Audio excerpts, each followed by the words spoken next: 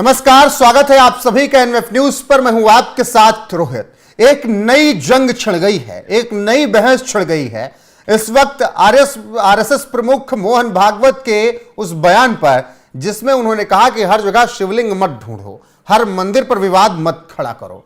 देश के संतों ने इसके बाद ऐलान कर दिया कि वो होते कौन है इस तरीके का बयान देने वाले।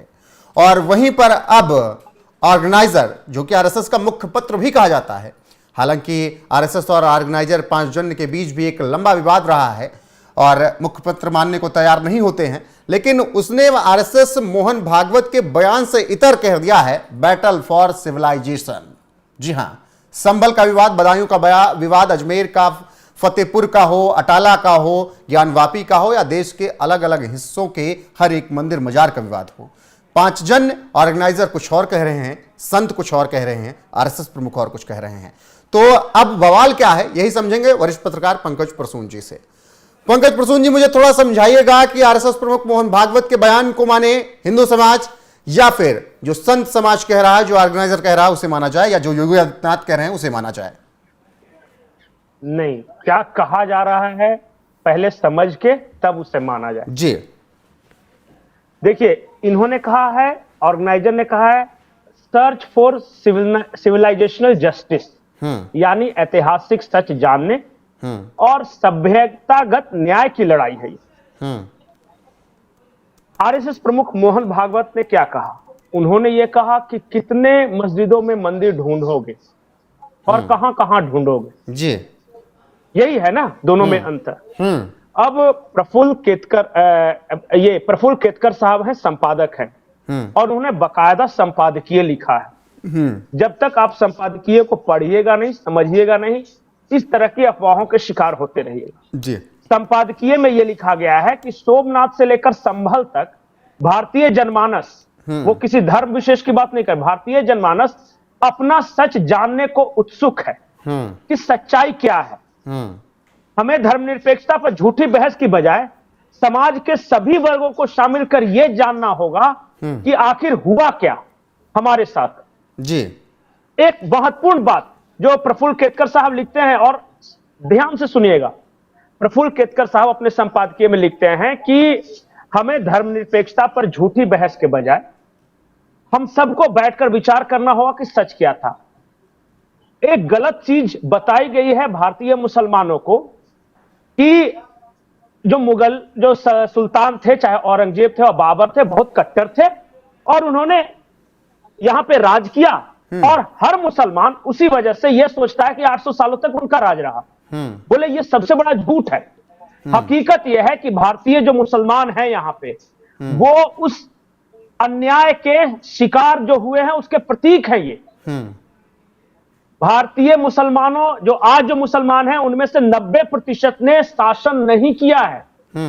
90% के साथ सभ्यतागत अन्याय हुआ है, और उनके बाप दादाओं के साथ इतना अत्याचार हुआ कि इनके पूर्वज अपनी पहचान से वंचित कर दिए गए। भारत के 90% मुसलमानों के पूर्वज अपनी पहचान से, अपनी सांस्कृतिक पहचान से वंचित कर दिए गए हैं। बिल्कुल, ये मुगल नहीं थे। जो आज जो मुसलमान है, ये मुगल नहीं थे। मुगल तो मात्र 10% थे जो राजपूतों के साथ मिलकर राज कर रहे थे। जो आज जो मुसलमान दिखते हैं, 90% मुसलमान, इनके साथ तो उन मुगलों ने अत्याचार किया था। इनसे जबरन धर्म परिवर्तन कराया गया। अभी वही प्रफुल्ल केतकर आगे लिखते हैं जी, कि आजादी के बाद विभिन्न संप्रदायों और जातियों में खाई चौड़ी की गई। कांग्रेस ने जातियों को सामाजिक न्याय दिलाने में देरी की, जबकि अंबेडकर जाति आधारित भेदभाव दूर करने के लिए जड़ तक गए और उन्होंने इसे दूर करने की संवैधानिक व्यवस्था की है। ठीक। वो आगे लिखते, देश का इस्लामिक आधार पर विभाजन के बाद कांग्रेस और कम्युनिस्टों को लगा कि इस देश के लोग उनके पापों का हिसाब मांगेंगे। तो उन्होंने क्या किया कि इस्लामिक विभाजन किया, उस पाप को छुपाने के लिए यहां जातिगत विभाजन को बढ़ावा दिया। लेकिन पंकज जी, ये सब तो बातें आपने विस्तार से समझाई।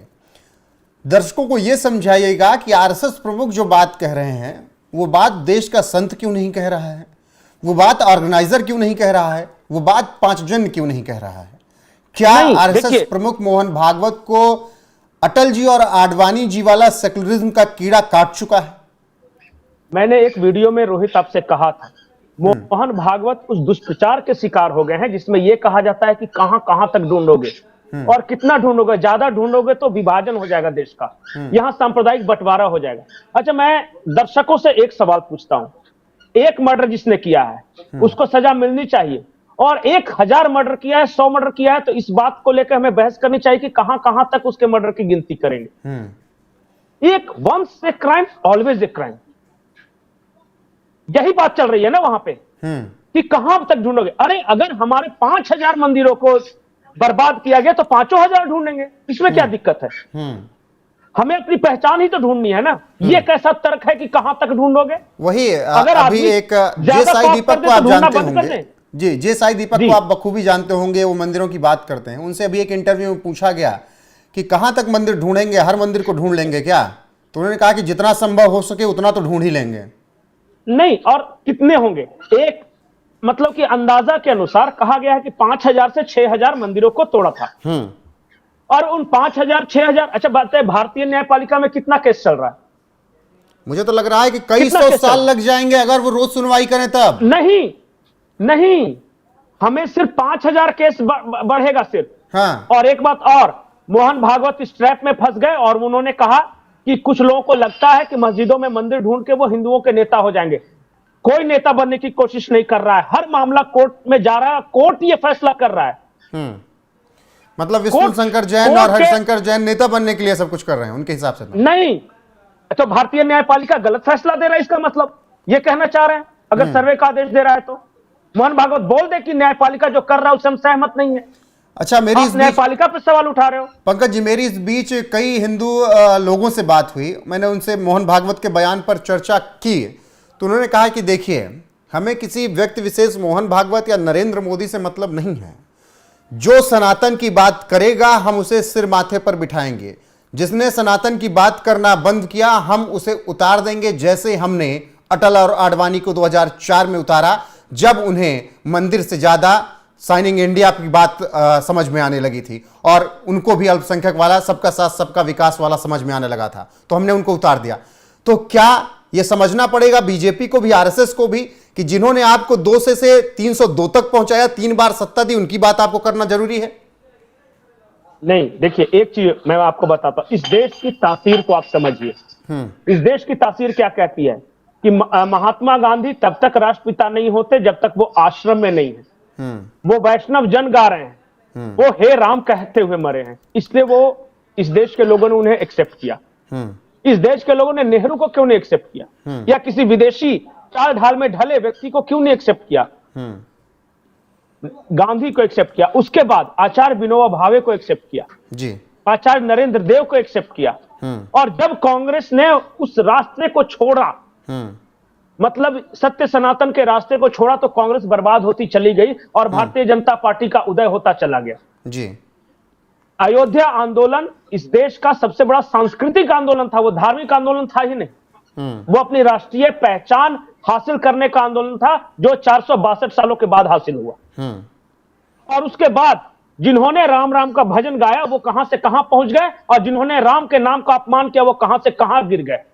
आप मुलायम सिंह के परिवार को देख लीजिए आज कहां है, लालू यादव के परिवार को देख लीजिए, जिसने भी विरोध किया उसका राजनीतिक हास्य क्या हुआ आप देख लीजिए। बिल्कुल पंकज जी। और बार बार मैं एक बात बोलता हूं, राष्ट्रीय स्वयंसेवक संघ को एक आदत से बाज आना होगा कि वो रहती तो हर जगह है, लेकिन जहां फंसने लगती है डिसोन करना शुरू कर देती है। ऐसा पहले भी हुआ है। को डिसोन किया, बिल्कुल वीर सावरकर को डिसोन कर दिया कि वो हमारे नहीं थे, नाथूराम गोडसे को डिसोन कर दिया कि वो हमारे नहीं थे। और हर उस मोमेंट पे अयोध्या आंदोलन में शरीक हुए स्वयंसेवक हर कोई जानता है। लेकिन वो बाद में जब कोर्ट में प्रोसीडिंग चली तो इन्होंने कहा कि हाँ, मस्जिद गिराने में हमारा कोई योगदान नहीं था, हम तो नैतिक समर्थन कर रहे थे। वाह वाह वाह, आप नैतिक समर्थन कर, इसका मतलब कल्याण सिंह, मुरली मनोहर जोशी, लाल कृष्ण आडवाणी आपको आपने झूठा साबित कर दिया। और मैं आगे बताता हूं, 2015 के एक आर्टिकल में मनमोहन वैद्य लिखते हैं कि पंचजन्य और ऑर्गेनाइजर हमारा मुखपत्र है ही नहीं। वाह वाह, जो बात इस देश के बच्चे बच्चे को पता है, मनमोहन वैद्य आर्टिकल लिख रहे हैं कि हमारा नहीं है, क्योंकि गौ रक्षकों के समर्थन में एक आर्टिकल छपा था और इन्हें लग रहा था कि सत्ता हिल जाएगी। आपके बिल्कुल लिए पंकज सत्ता जी। जरूरी है या विचार जरूरी है? बिल्कुल इस बात का विचार फैसला विचार करना की ही पड़ेगा। बात है और इसीलिए एक जंग ये छिड़ गई है।